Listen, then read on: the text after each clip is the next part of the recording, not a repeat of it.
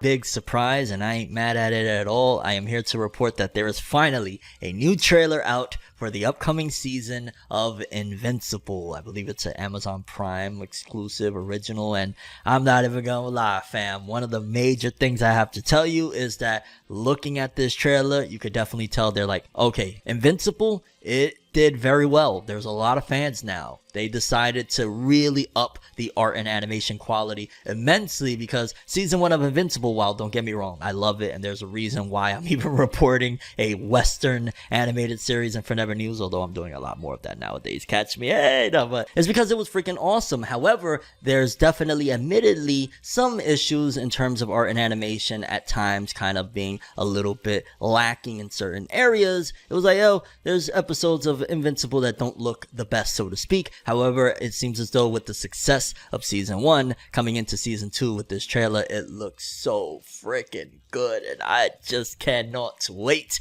for more Invincible, baby. Just quickly, this article that I had released right around the time just before the trailer dropped. Invincible debuts, first look at season 2, reveals trailer date. On social media, a first image was released featuring the return of Mark Grayson. Audiences are about to get a proper first look at season 2. On social media, first image was released featuring the return of Mark Grayson, also known as Invincible, and Alan the Alien, his unexpected mentor. Moreover, Prime Video announced the trailer will be, the trailer's already out. And again, it looks absolutely marvelous, and I'm imagining it probably won't pass summerish or fall for the next season because I need it now. And if we already got a trailer, that's a good thing because that means, one, pre-production has been in for quite some time. Production in general has been going on for quite some time. We're not going to have to wait that much longer, even though it feels like it's been excruciating long of a wait because Invincible's so good. There's literally like 2 or 3 Western animated series that I put in the same league as like a lot of anime and manga, and Invincible is one of them. And if you're curious, Arcane is the other, although if you follow me, you probably already know that. I think this is legit,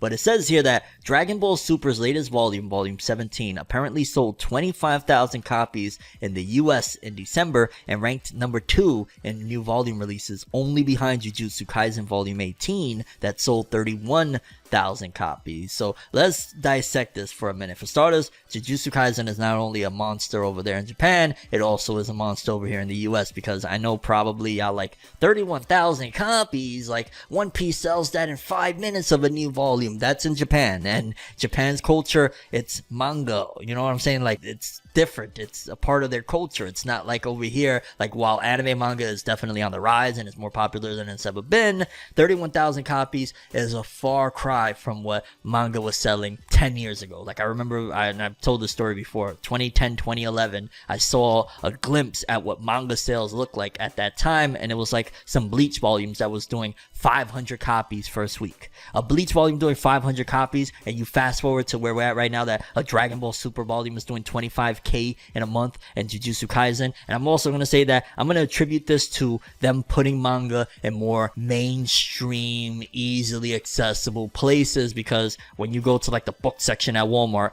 these are definitely 2 books that I 100% see constantly: the new Dragon Ball Supers and the new Jujutsu Kaisen. And that's also probably why, like I keep on saying, that Dragon Ball Super, they really pushing towards like, let's just make this a straight up for the West IP. It's like, yo, now they're doing that whole prequel to Heroes because superhero Dragon Ball Super superhero film did so well. It's like, yeah, I could see, and it's kind of crazy that it's getting to this point, I could see Dragon Ball Super, if it keeps on growing at this rate, doing like 100,000 in a month or something like that. Like, it's starting to grow. And again, shout out to Jujutsu Kaisen because that's more of a newbie. Dragon Ball is a legacy and it's out doing that. Like, big ups to both of them. Okay, people, let's slow it down with the weekly Shonen Jump and weekly Shonen Magazine author comments, courtesy of Jose_Ke and Shonen Jump. And let's start off with Eiichiro Oda, creator of One Piece. I went to a Mrs. Green Apple live performance. The 3 of them each did their thing and it was amazing. Thanks for the song for the movie. Oh, okay, so cross promo yet again, huh, Oda?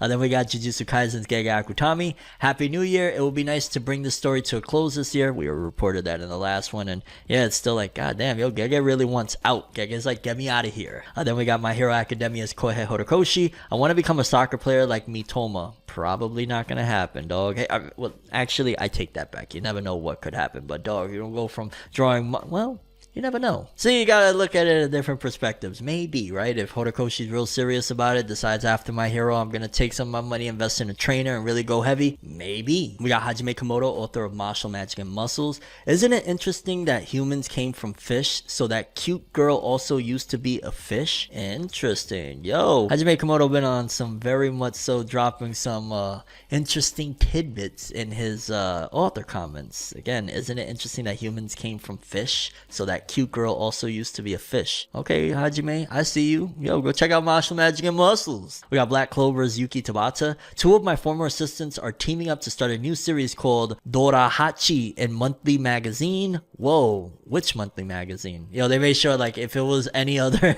competitor, it's just in a monthly magazine. Like, go look out for Dorahachi in a monthly magazine somewhere out there. They ain't giving no love to the other competition. Good old Jump and Shueisha. And I guess we'll close off weekly Shonen Jumps with Peepa Peepa P, Apollo 3. Having to wear lots of clothes in the winter is a pain, and I like the AC more than the heater. Yo, yeah, it be cold, dog. I be bundled up with hoodies, shirts, big coats, and I still be there. I'm so cold. So I feel you, Apollo 3, I do. And then moving on, we got the weekly Shonen Magazine author comments. Starting off, we got Yoshitoki Oima, author of To Your Eternity. I hope you enjoyed the new arc and are enjoying the anime as well. I need to hop back in. I ain't gonna cap. We got Nakaba Suzuki, author of Four Nights of the Apocalypse, Seven Deadly Sins. I went to a convention in Spain. The fans in Spain, despite being shy, were full of passion. Gracias. No, dog. Gracias for getting that anime adaptation we're about to get for Four Nights of the Apocalypse. I'm still mad pumped. Let's go. Hiromashima, Goat of Eden Zero, Fairy Tail, all of that good stuff. It's like 20 people at once working. I finished about 4 shelves of accumulated books around New Year's. I have a game backlog to deal with, but it's rare for me to start the new year reading instead. Whatevs, Goat. You know, you got too many shadow clones getting your jobs done, my lord. Then we got Dead Account, which I ain't gonna lie, low-key wanted to check it out because it looks like Asta from Black Clover with a little bit more drip, by Shizumu Watanabe. Maybe we'll cover this author moving forward. I bought a wine cellar. The temperature is just right. I don't know, maybe we won't cover them. Like, yo, dog, we get enough of the alcohol talk from Nakaba Suzuki. We're gonna add another one to rotation. I don't know, I might have to hold off on that with the Dead Account shit. Like, okay. We got Tia, editor of Blue Lock. This is a yearly thing, but just as a reminder, all Valentine's chocolates to me should be sent to the editorial department. I remember this comment last year, yo. Shout outs to Tia, the editor.